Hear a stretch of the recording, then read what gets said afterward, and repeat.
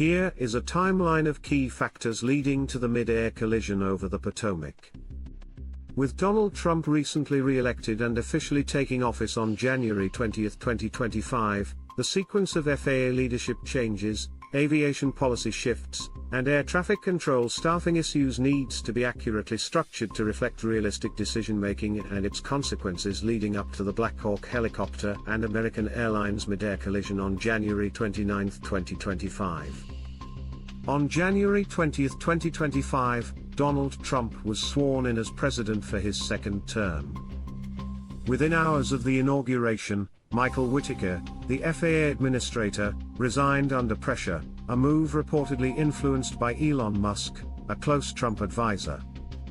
The resignation came amid ongoing conflicts over SpaceX regulations, leaving the FAA without permanent leadership at a time when aviation safety oversight was crucial.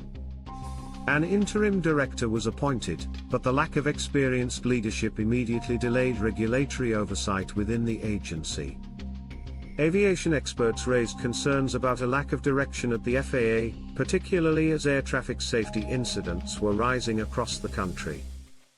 By January 22, 2025, just 2 days after the leadership change, the Trump administration announced a federal hiring freeze, which directly impacted air traffic controllers.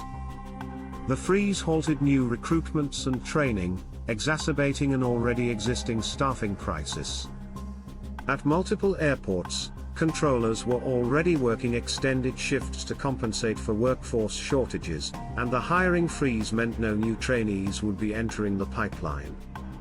Veteran controllers voiced concerns that safety risks were increasing, particularly in congested air corridors, such as Washington, D.C. On January 24, 2025, in another sweeping policy move, the Trump administration disbanded the Aviation Safety Advisory Board, eliminating independent oversight on air safety. The advisory board had previously provided critical recommendations on air traffic management and flight safety, and its removal further weakened FAA accountability. Airline unions and aviation safety experts immediately raised concerns that deregulating safety procedures, coupled with an understaffed air traffic control system, would make disasters more likely. On January 26, 2025, the FAA offered early retirement buyouts to senior air traffic controllers, leading to a mass departure of experienced personnel from the workforce.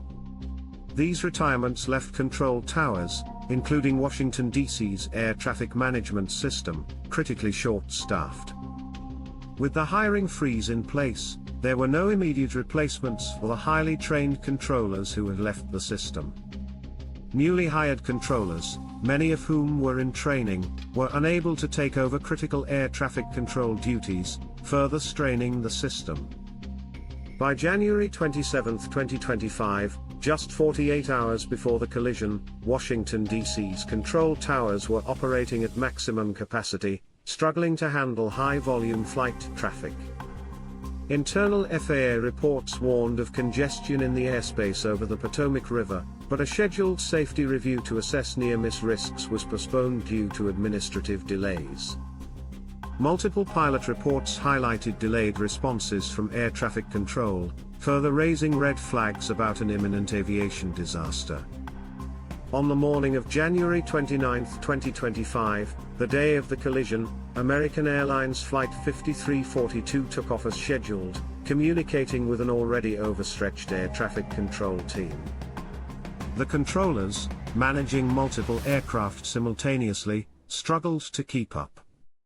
Around the same time, a Black Hawk helicopter departed on a routine training exercise, entering the same congested airspace over the Potomac River. Due to overwhelmed control towers and mismanaged flight coordination, both aircraft were on a collision course without sufficient separation instructions.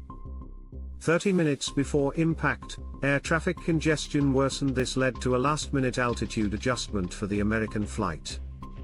The adjustment, meant to avoid another aircraft, inadvertently placed it on a direct path with the Black Hawk helicopter, which was flying at a lower altitude.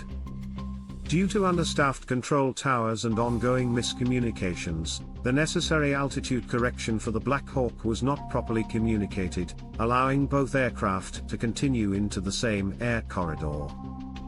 15 minutes before impact, confusion in the control tower led to a miscommunication with the Black Hawk's pilots. The warning message regarding the American airline flight's altered trajectory was delayed or unclear, preventing the Black Hawk crew from adjusting their course in time. The American flight continued its planned descent, unaware of the helicopter's position. 5 minutes before the crash, controllers in the tower realized the risk, but due to workload constraints and slow reaction times, their last-minute attempts to redirect either aircraft were unsuccessful. The warning came too late for evasive maneuvers. At 1:37 p.m. EST, just 1 minute before impact, the Black Hawk helicopter clipped the wing of the American flight, causing an immediate explosion in midair. Debris scattered across the sky, and both aircraft lost control. The Black Hawk spiraled toward the Potomac River, crashing into the water within seconds. The American flight, critically damaged, attempted an emergency descent, but with one wing compromised, the aircraft broke apart on impact with the river. Rescue teams scrambled to the wreckage as air traffic controllers worked frantically to reconstruct the moments leading up to the disaster. This timeline directly connects policy decisions to the chain of events that culminated in the catastrophic mid-air collision over the Potomac River. It demonstrates how rushed administrative changes, deregulation of aviation safety policies, and severe understaffing in air traffic control combined to create a preventable disaster. This was not just an accident, it was the result of systemic failures caused by immediate policy shifts under the new administration.